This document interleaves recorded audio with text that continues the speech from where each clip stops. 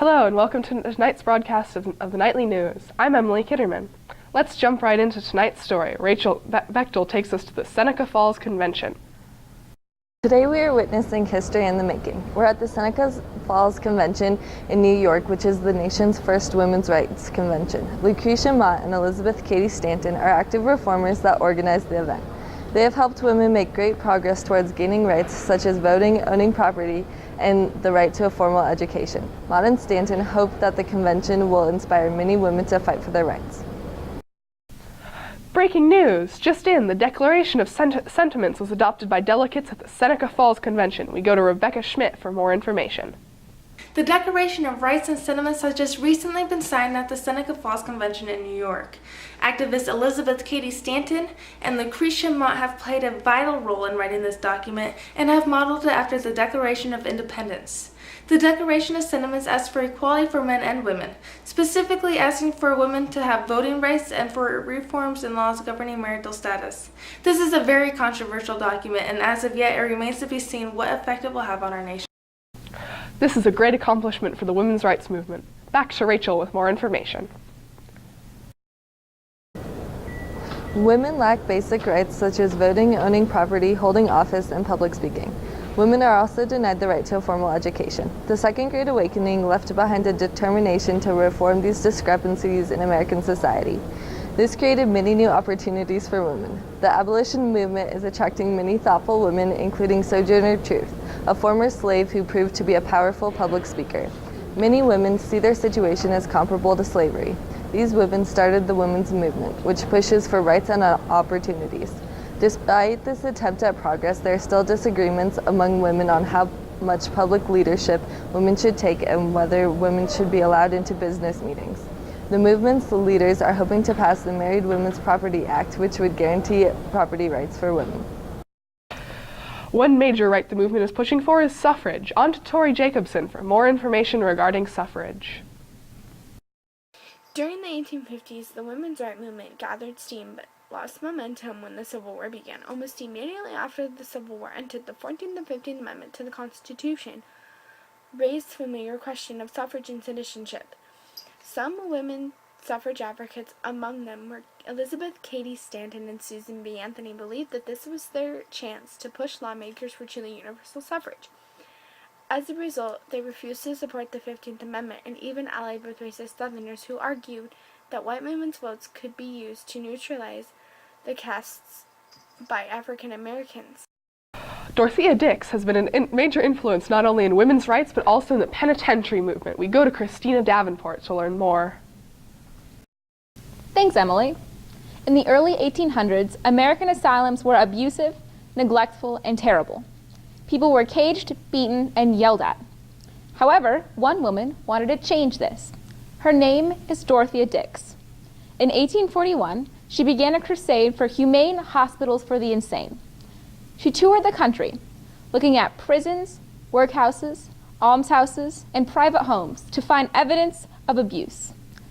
She then spoke in front of the Massachusetts legislature, saying that the sick and insane were, and I quote, confined in this commonwealth in cages, closets, cellars, stalls, pens, chained, beaten with rods, lashed into obedience.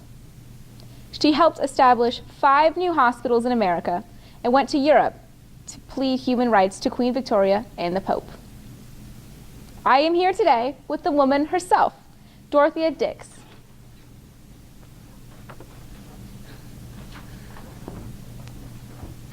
So Dorothea, how does it feel now that your message has been spread not only to the United States, but around the world? Getting rights for inmates was the most important issue for me, and now that laws are being passed that provide better care in the prisons and asylums, it makes me feel a lot better about how we're treating our people. If you could change anything about the law, would you? Absolutely nothing. Even the insane and condemned have rights. When you were speaking in front of the Massachusetts legislature, what was the main point you wanted to get across? My main point was that there was so much abuse in these situations, and I don't think people realized that. I wanted to show them that there was a serious problem and that we could fix it. Well, thanks for being on our show, Dorothea. It's always a pleasure to have you. Thank you. Dix inspires inspired many, including Dr. John Galt, who became the superintendent at Easter Lunatic Asylum in Williamsburg, Virginia, in 1841. Galt had many revolutionary ideas about treating the insane, and he thought that they had dignity. He had ideas to give the patients drugs, the use of talk therapy, and no more lifelong stays. But asylums weren't the only problem. The prisons in America were just as bad. Murderers were cellmates with people that did nothing but spit on the ground. Men, women, and children were all crammed into a building with terrible conditions. After the War of 1812, reformers from Boston and New York began a crusade to remove children from jails into juvenile detention centers. In the Auburn prison, almost 80 men committed suicide after being in solitary confinement. This incident shocked the nation, and they started to rethink how prisons should be run. Lewis Dwight, founder of the Boston Prison Discipline Society, spread a prison system with Sabbath school and added salvation, known as the Auburn system, across the nation. He is known as the first national figure in prison reform. Dwight kicked off a large prison reform led by Francis Lieber, Samuel Gridley Howe, and even Dix herself. They wanted prisons to have libraries, basic literacy, not as much beating and whipping, communication of sentences, and separation of women, children, and the sick.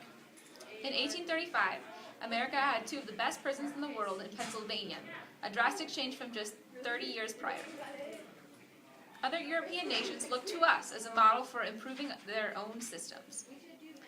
The point of the new system is rehabilitation instead of punishment, and several inmates informed that it helped them redirect their lives. And now for the fun fact segment.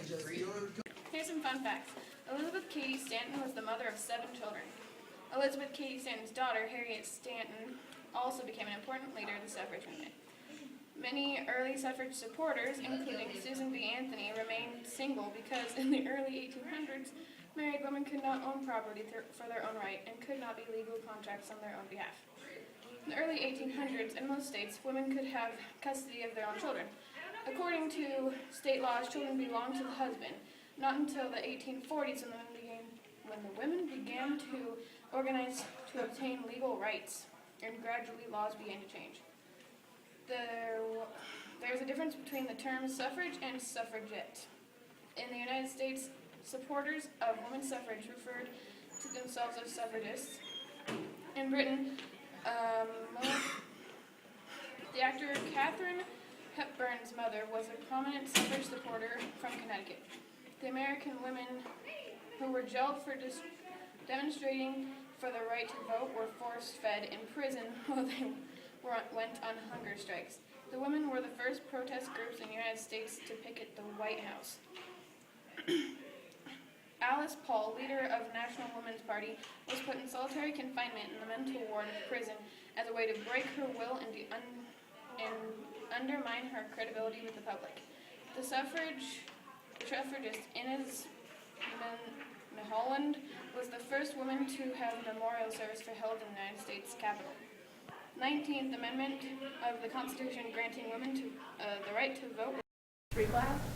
Good night, America. Yes, I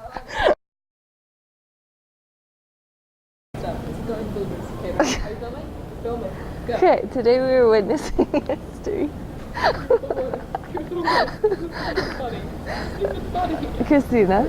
Pretty funny. Okay. Do you want coffee?